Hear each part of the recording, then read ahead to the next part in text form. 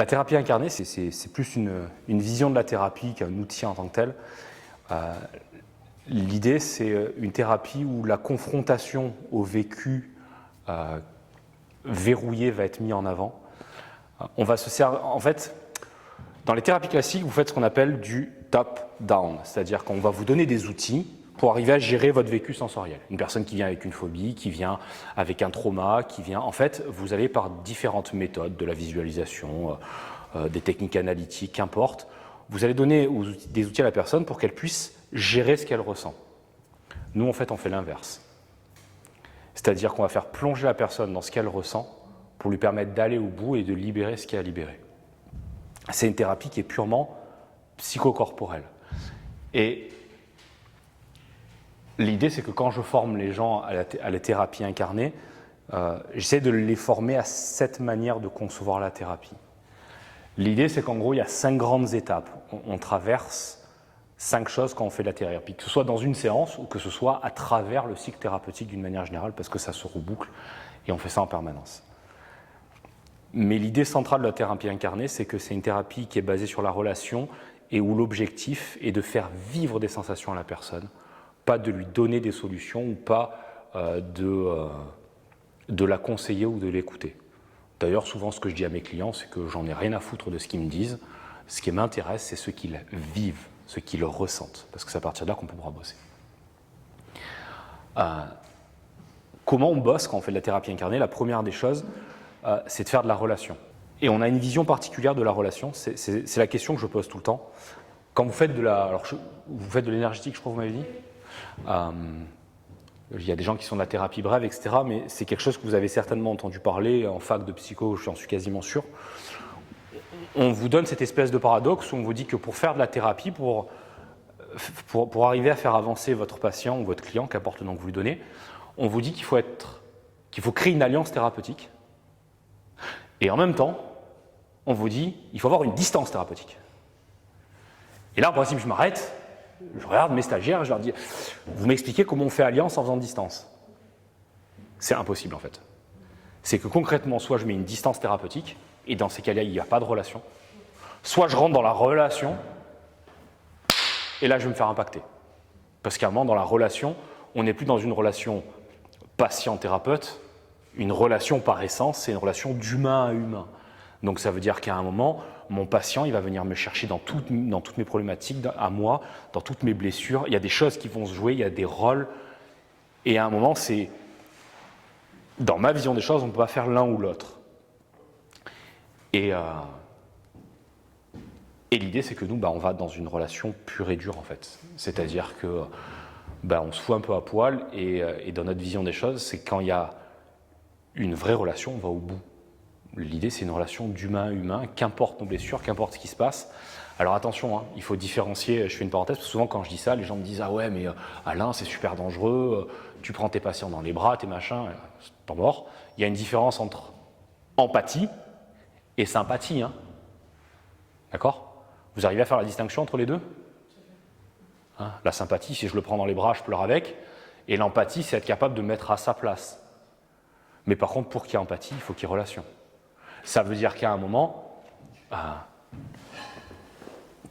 si vous n'êtes pas conscient de vos blessures, si vous n'avez pas bossé sur vous-même, vos clients, vos patients, ils vont vous défoncer.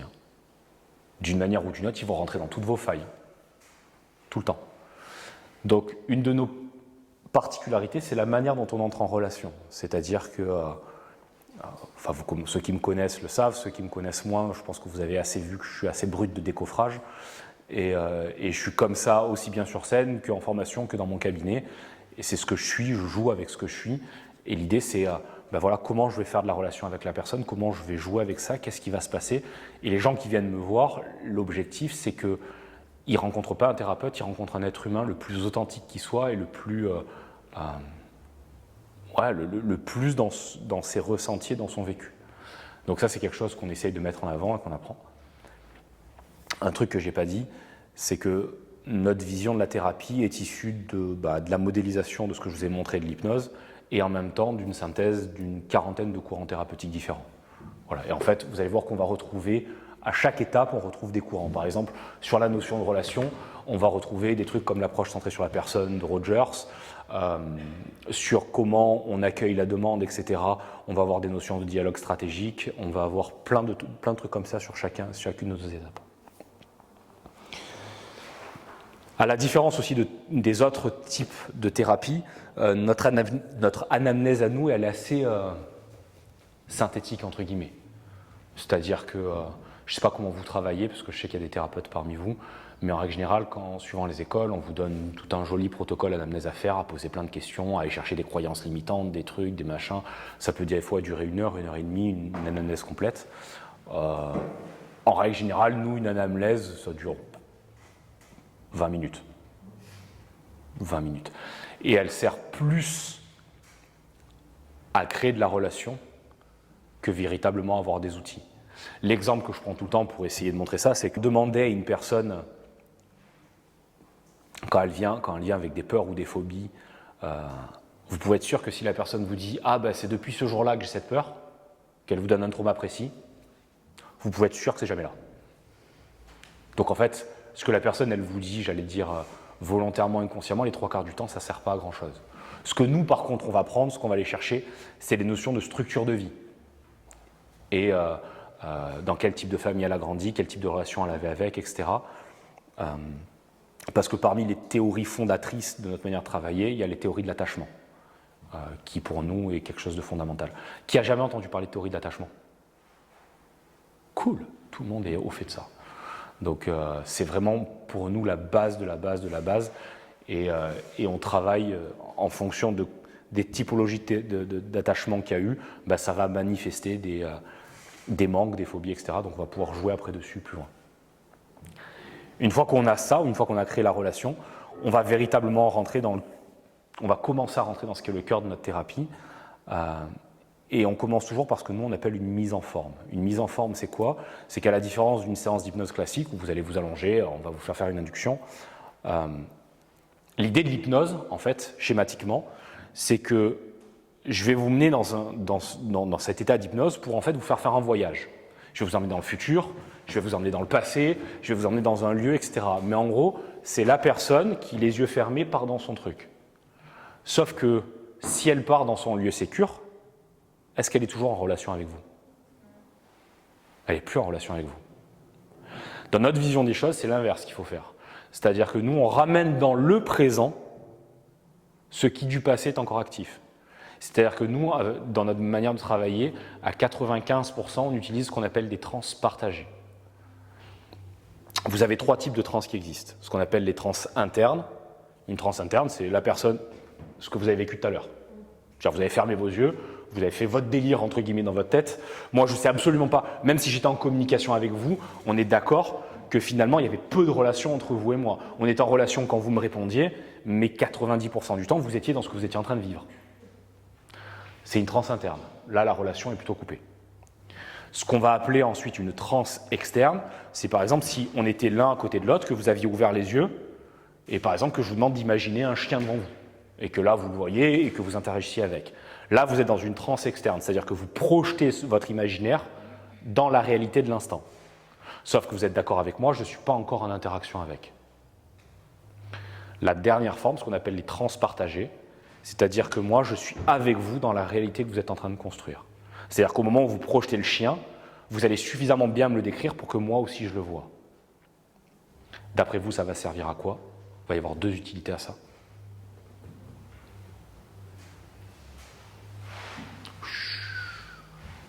Favoriser la relation, du coup. Ouais. La sécurité. Ça va avec.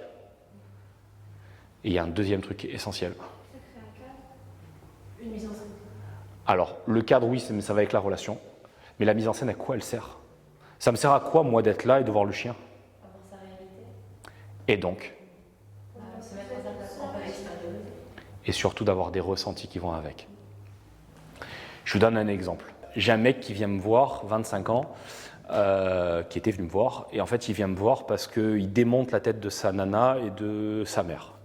Et en fait, il n'arrive pas à se contrôler, c'est quelque chose qui est... il est conscient que c'est pas OK, et il vient me voir parce qu'il a cette violence en lui, il n'arrive pas à le gérer. Il a déjà vu plein de thérapeutes avant moi, et on commence à travailler.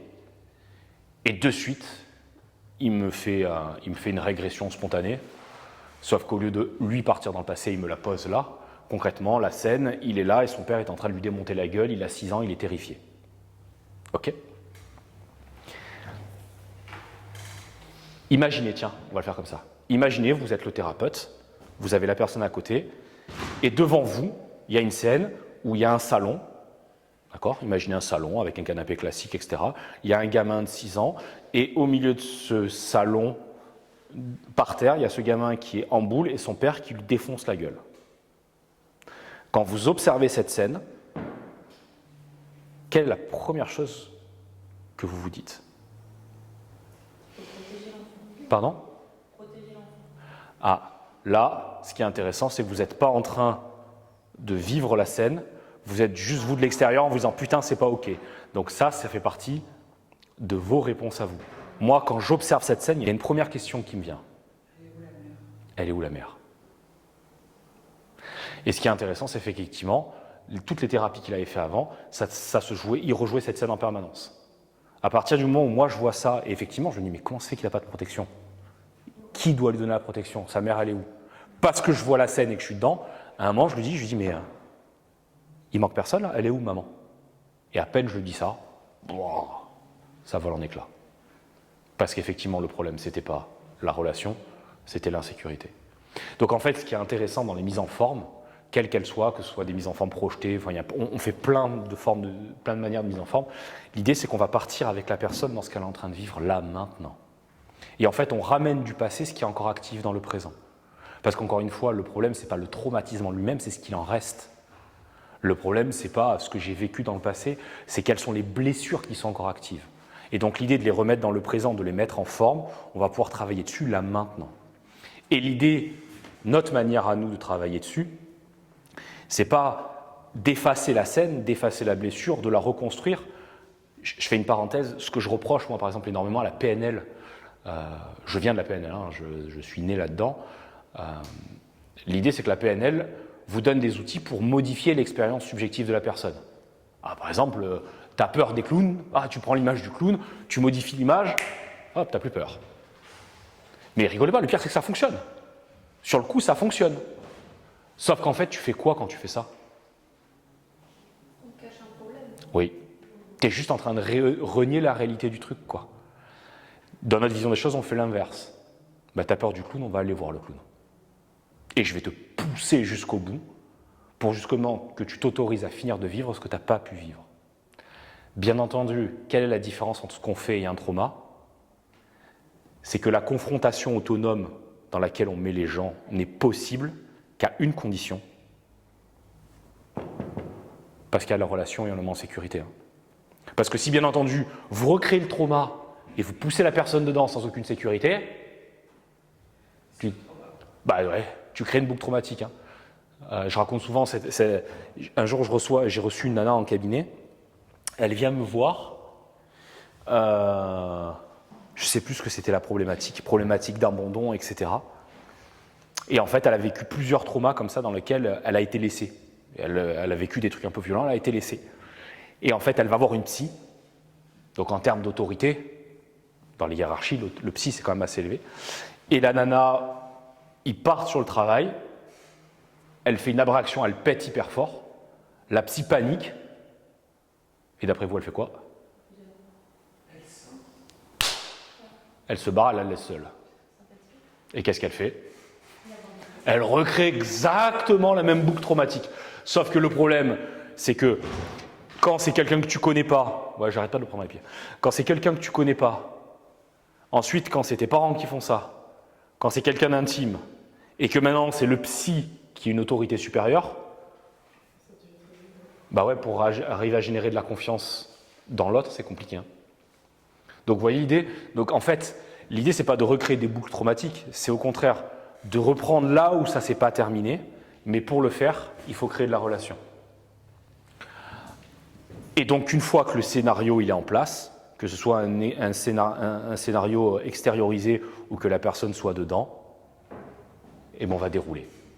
On va dérouler tout ce qu'il y a, tous les vécus que la personne a, jusqu'à ce qu'on arrive à de l'apaisement. Alors je fais une parenthèse, Ça a l'air simple, hein. D'ailleurs, c'est simple dans la théorie.